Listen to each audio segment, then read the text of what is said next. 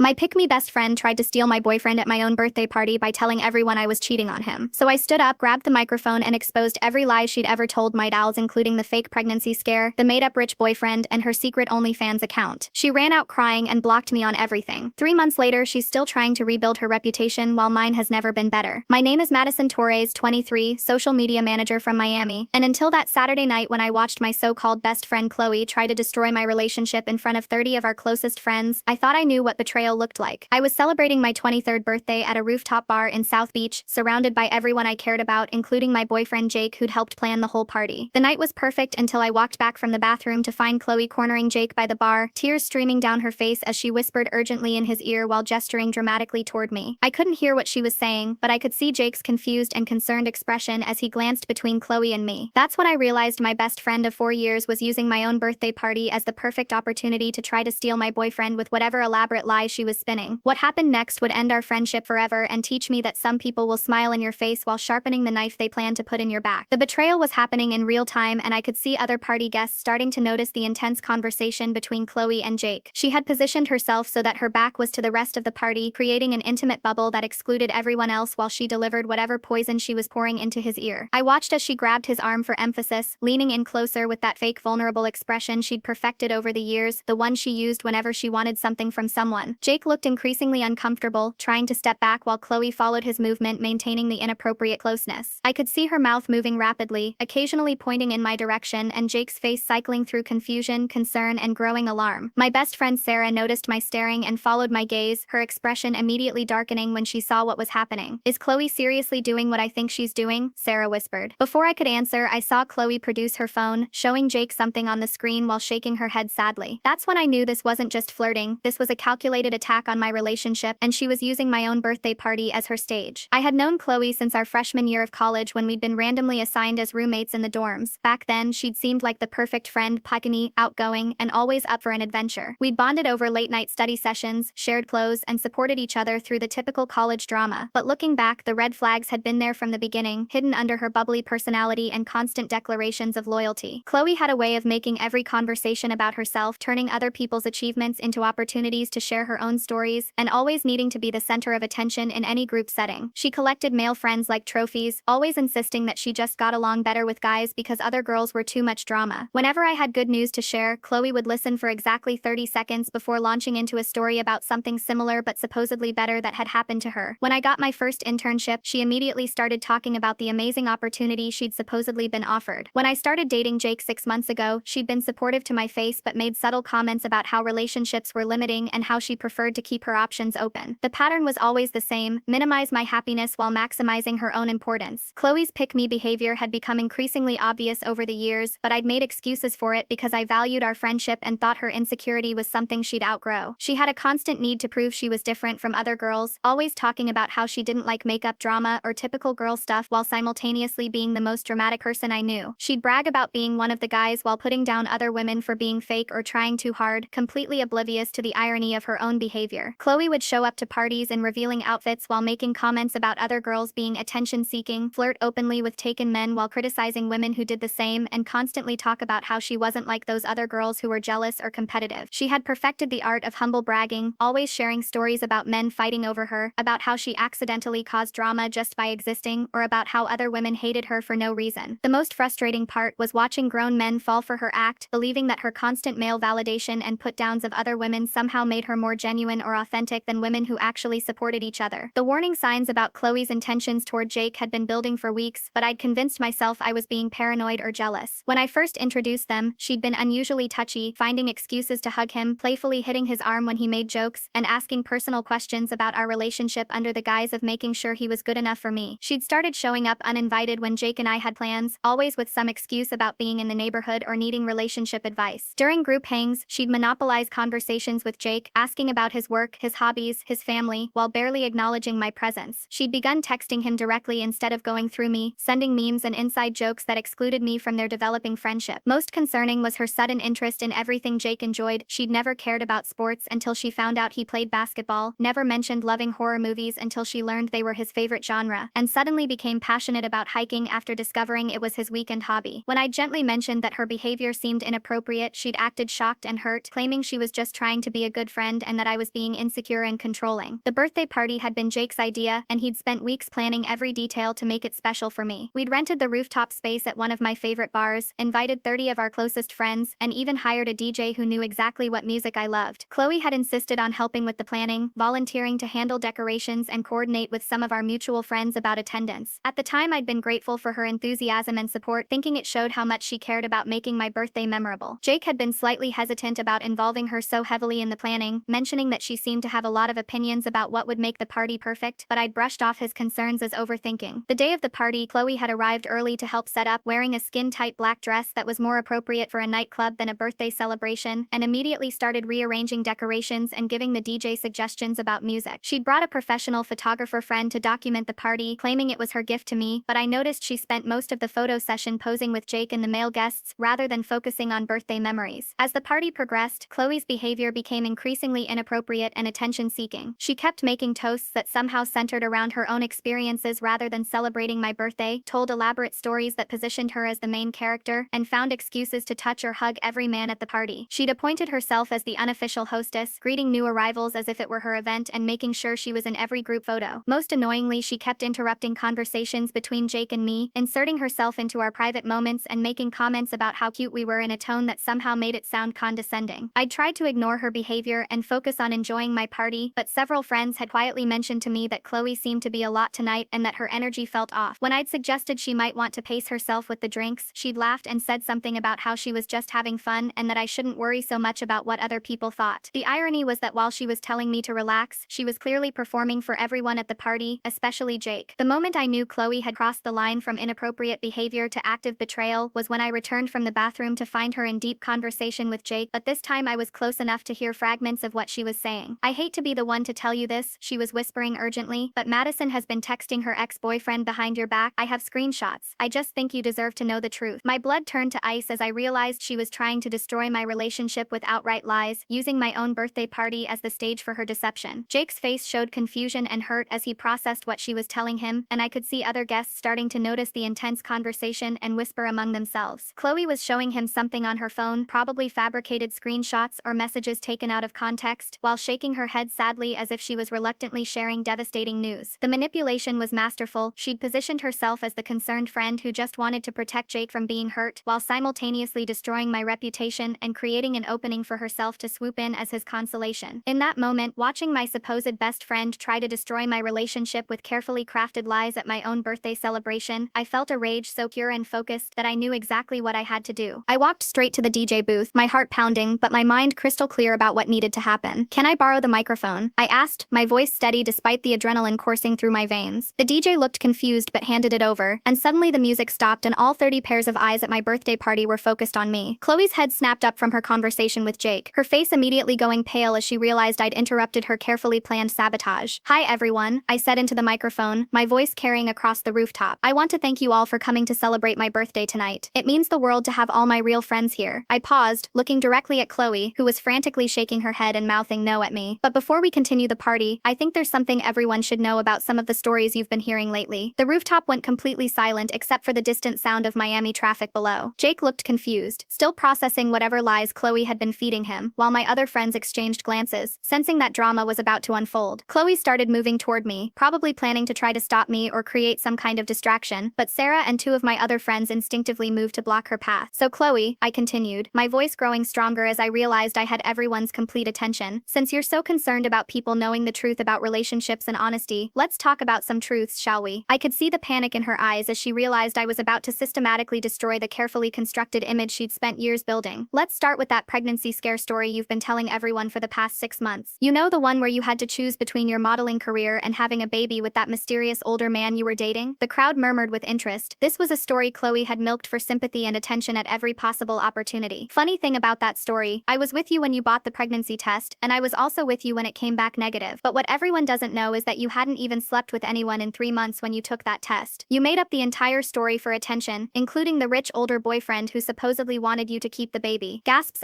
echoed across the rooftop as people processed this revelation. Chloe's mouth was opening and closing like a fish, but no sound was coming out. "And speaking of rich boyfriends," I continued, warming to my theme as I saw the shocked faces of our mutual friends, "let's talk about Marcus, the investment banker who supposedly flew you to Paris for a weekend and bought you that that Cartier bracelet you're always showing off." I gestured toward her wrist, where she was indeed wearing the gold bracelet she claimed was a gift from her wealthy boyfriend. "Marcus doesn't exist, everyone. The bracelet is from Amazon Rest. I know because I helped her find it when she was looking for props for her fake lifestyle. She's been pretending to date a rich man for 8 months, even going so far as to create fake text conversations and restaurant reservations to maintain the lie." The crowd was now completely captivated, and I could see phones being pulled out to record what was quickly becoming the most dramatic birthday party any of us had ever attended. Oh, and those flowers she posts on Instagram every Friday, the ones supposedly from her adoring boyfriend. She buys them herself from the grocery store and then creates elaborate captions about how spoiled she is. Chloe was now visibly trembling, tears starting to stream down her face, but I was far from finished. "But wait, there's more," I said, adopting the tone of a game show host, which got a few nervous laughs from the crowd. "Let's talk about her job situation. Chloe's been telling everyone she works as a social media consultant for high-end brands, right? That she's making 6 figures helping luxury companies with their online presence." I could see several people nodding that definitely heard this story. "The truth is, she got fired from her receptionist job at a dental office 3 months ago for constantly being on her phone and calling in sick. Since then, she's been living off credit cards and borrowing money from anyone who lend it to her, including asking my boyfriend Jake for a loan just last week." Jake's eyes widened in surprise. Clearly this was news to him. "She's also been telling people that brands send her free products because she's such an influencer, but really she just orders cheap knockoffs from Alibaba and creates fake unboxing videos." The crowd was now completely hooked on this real-time destruction of everything they thought they knew about Chloe. I could see her frantically looking around for an escape route, but everyone was blocking her way to the exit, too invested in hearing the rest of the story. "Now, here's where it gets really interesting," I said, building to my crescendo. "Chloe's always been very vocal about judging other women for being slutty or attention-seeking, right? She's constantly talking about how she's not like other girls and how she has too much self-respect to sell her body or do anything degrading for money." Murmurs of recognition rippled through the crowd. Everyone had heard Chloe's judgmental rants about other women. Well, it turns out my pure innocent best friend has been running a very successful OnlyFans account for the past year under the name Chloe Cherry 69. She's making decent money selling exactly the kind of content she publicly shames other women for creating. The gasps were audible now, and several people were already pulling out their phones to search for the account. "Don't bother looking for it now. She probably deleted it the moment she realized I knew about it. But I have screenshots including her earnings reports, which show she's made over $15,000 in the past 6 months selling nude photos and videos to subscribers." Chloe let out a sound that was part sob, part scream, and tried to push past Sarah to get to me, but my friends formed a protective barrier around the DJ booth. The complete social destruction was happening in real time, and I could see the exact moment when each person at the party lost all respect for Chloe. The expressions on people's faces ranged from shock to disgust to fascination, but mostly there was a collective sense of betrayal as they realized how thoroughly they'd been manipulated by her lies. "The best part," I continued, "is that she's been using photos of other girls from Instagram to catfish her OnlyFans subscribers, claiming their bodies are hers and charging premium prices for exclusive content that's actually stolen from random women's social media accounts." This was apparently the final straw for several people who started openly expressing their disgust. "So when she was just trying to tell my boyfriend that I'm a cheater and a liar, remember that this is coming from someone who has built her entire personality around deception and manipulation." Jake was now looking at Chloe with complete revulsion, clearly understanding that whatever she'd been telling him was part of her pattern of lies. Chloe finally managed to push past my friends and lunge toward the microphone, but I held it away from her reach. "I'm not done yet," I announced, as Chloe clawed desperately at my arm trying to get the microphone. "Before she tried to destroy my relationship tonight with completely fabricated screenshots and lies about me texting my ex Mike Rest, which, by the way, everyone who knows me knows is impossible since my ex moved to Australia 2 years ago, and I blocked him on everything. She's been systematically trying to sabotage every relationship I've had since we've been friends." This was the revelation that hit closest to home, and I could see recognition dawning on several faces. "Remember David, who I dated junior year?" Chloe told him I was sleeping with his roommate. "Remember Michael from last summer?" She convinced him I was only dating him for his family's money. She's spent 4 years destroying my relationships while pretending to be my supportive best friend, and tonight she finally got sloppy enough to do it right in front of everyone. The crowd turned to look at Chloe with new understanding, seeing her constant relationship interference in a completely different light. "She doesn't want me to be happy because my happiness threatens her need to be the center of attention. She'd rather tear me down than build herself up legitimately." Chloe finally gave up trying to get the microphone, and instead broke down completely, collapsing to her knees on the rooftop floor in dramatic sobs that might have been effective if I hadn't just exposed her talent for manipulation. "This is cruel," she managed to gasp between fake tears. "Madison is having a mental breakdown. She's making all of this up because she's jealous of my success and happiness." But her protests fell on deaf ears. The evidence was too overwhelming, and too many people had personally witnessed her lies over the years. "Get out," I said simply, no longer needing the microphone since the rooftop was dead silent. "Get out of my party, get out of my life, and don't ever contact me or anyone I care about again. Sarah and my other friends immediately moved to escort her toward the exit, but she resisted, continuing to sob and insist that I was lying about everything. "You're all going to regret this," she screamed as she was finally pushed toward the stairway. "When you realize she's the crazy one, don't come crying to me." Her final dramatic exit involved throwing her purse at the glass door and screaming something about how we'd all be sorry, but nobody was paying attention anymore. As soon as she disappeared down the stairs, the entire rooftop erupted in conversation as people processed what they'd just witnessed and began sharing their own stories about Chloe's lies and manipulation. The aftermath of Chloe's public exposure was swift and comprehensive. Within hours, screenshots and videos of my birthday party speech were circulating on social media, and by the next morning, Chloe had blocked me and most of our mutual friends on all platforms. She deleted her Instagram, Twitter, and Facebook accounts, presumably to prevent people from digging deeper into her lies or finding evidence of her OnlyFans activities. Several people who had been following her fake lifestyle posts began sharing their suspicions about her stories in group chats, comparing notes about inconsistencies they'd noticed but hadn't spoken up about. Jake spent the rest of the party apologizing for believing even a word of what Chloe had told him, explaining that her performance had been so convincing and her evidence so seemingly legitimate that he'd been genuinely confused and concerned. Our relationship actually emerged stronger from the incident because it forced us to have honest conversations about trust, communication, and the importance of coming to each other directly when concerns arise. My real friends rallied around me, expressing their relief that someone had finally called out Chloe's behavior and sharing their own experiences of feeling manipulated or lied to by her over the years. 3 months later, the contrast between our situations couldn't be more stark. I've thrived without Chloe's toxic presence in my life, feeling lighter and more confident without constantly having my achievements minimized or my relationships undermined. My social circle has become smaller but infinitely more genuine, filled with people who actually support each other rather than competing for attention and validation. Jake and I are stronger than ever, having learned valuable lessons about protecting our relationship from outside manipulation and the importance of direct communication. Meanwhile, Chloe has struggled to rebuild her reputation and social connections after being exposed so publicly. Through mutual acquaintances, I've heard that she's had to find an entirely new social circle since most of our college friends no longer trust her. She's apparently telling people that I had a jealous breakdown and made everything up, but the evidence was too overwhelming and too many people witnessed her lies firsthand for that narrative to gain traction. Her dating life has reportedly suffered as well, since several men in our social circle have shared warnings about her manipulative behavior and tendency to fabricate stories for attention. The most satisfying part is knowing that she can no longer use other women as stepping stones for male attention, since her reputation for dishonesty and betrayal has preceded her into new social groups. Looking back, I have no regrets about exposing Chloe publicly rather than handling the situation privately. Her betrayal wasn't a mistake or a moment of poor judgment, it was the culmination of years of calculated manipulation and lies that had hurt multiple people. A private conversation would have allowed her to continue her pattern of behavior with new victims, and she would have simply found more subtle ways to undermine my relationship and other friendships. By exposing her publicly, I not only protected myself and Jake, but potentially saved other people from falling victim to her manipulative behavior. The experience taught me valuable lessons about recognizing toxic friendships earlier and trusting my instincts when someone's behavior feels off. Pick-me girls like Chloe are particularly dangerous because they're skilled at presenting themselves as loyal friends while systematically working to tear down other women. They thrive on creating drama and competition between women while positioning themselves as innocent victims or concerned friends. The key to dealing with them is documentation, witnesses, and refusing to engage with their gaslighting when they try to convince you that you're being paranoid or jealous. Most importantly, I learned that real friends celebrate your success rather than trying to diminish it, support your relationships rather than sabotaging them, and build you up rather than tearing you down to elevate themselves. The trash took itself out that night, and my life has been infinitely better without Chloe's toxic presence poisoning my friendships and relationships. For anyone dealing with a similar pick-me friend who constantly creates drama while claiming to hate drama, who puts down other women while stealing their boyfriends, or who makes everything about themselves while accusing others of being attention-seeking, trust your instincts, document their behavior, and don't hesitate to protect yourself and your relationships from their manipulation. Some people will show you exactly who they are when you're not looking, and Chloe showed everyone who she really was the night she tried to destroy my relationship at my own birthday party.